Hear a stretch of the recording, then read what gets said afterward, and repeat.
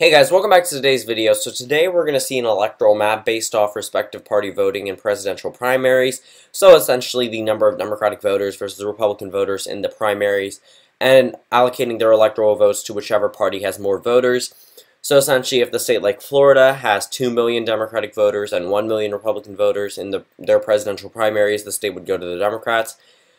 But personally I think that this pretty much embodies how the state will vote come the presidential election, depending on certain factors. Pretty much on this half of the United States, it pretty much perfectly represents what we saw in 2016, with the exception of 2 states. So starting off on the West Coast, obviously going to the Democrat, big population states, Hawaii and Alaska, Democratic and Republican respectively, pretty much sweeping up across the middle of the country. Of course, would go to the Republican based off turnout. Arizona, a toss-up state. Utah, a toss-up state, going to the Republican. Colorado and New Mexico pretty much staying with the Democrats based off primary turnout. The state of North Dakota, I couldn't find that much information about what happened over in the Republican side. So based off the more sheer number of voters, I would give that one to the Democrats, giving them 95 electoral votes. Now the state of Nevada voted for Hillary Clinton in 2016, had more Republican voters go for, I guess, voting on the Republican side not an equal amount of Democratic voters, obviously outweighing, which is why I gave them the electoral we So as of right now, since we filled in around half the country, 95 Democratic electoral votes and 95 Republican electoral votes.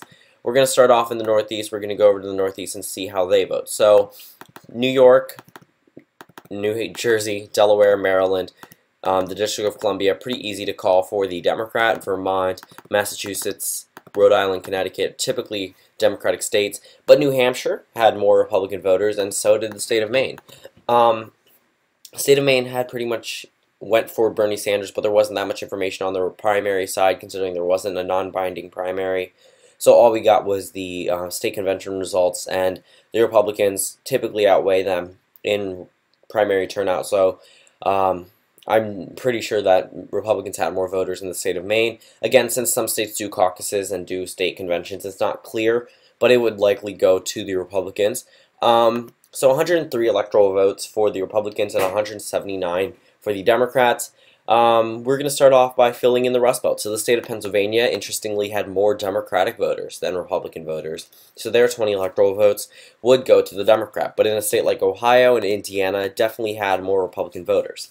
If you look across the Rust Belt, Michigan and Wisconsin, 2 states that Donald Trump carried, both had more Republican voters, whereas the state of Minnesota, a state Hillary Clinton carried, had more Democratic voters.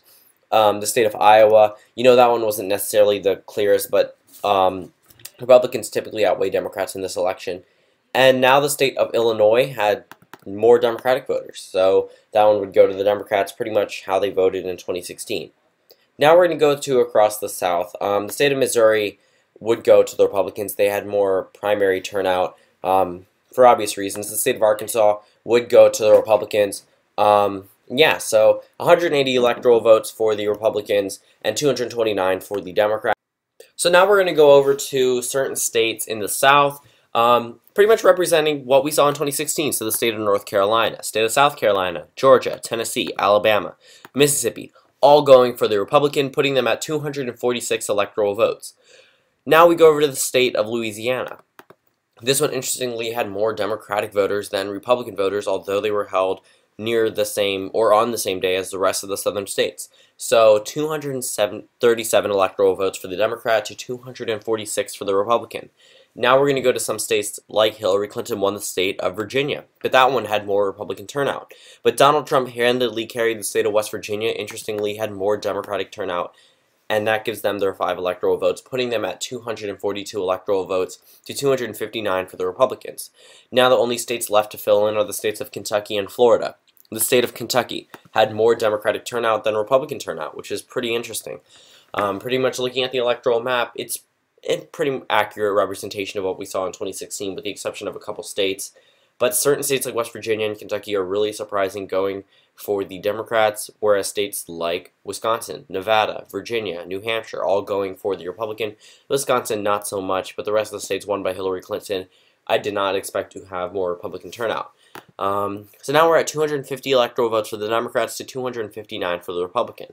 Let's go down to the state of Florida. That pretty much solidifies the election for the Republicans, considering that they had by far more turnout on the Republican side than on the Democratic side, probably more of a contested race on the Democratic side, but that did not really drive out turnout that much. Looking at the electoral map, 288 electoral votes for the Republican, 250 for the Democrat. That just recaps our video. Essentially, primary turnout definitely shows where certain states will vote in the presidential elections, but based off where the candidates stand and depending on who's dropped out by now, it shows in the turnout. So, thank you guys for watching this video. Comment down suggestions below. If you like this type of video or if you want me to go back to the election predictions, you can comment down below. I'll do what you guys want, obviously. And again, thank you guys for watching this video, and I'll see you all tomorrow.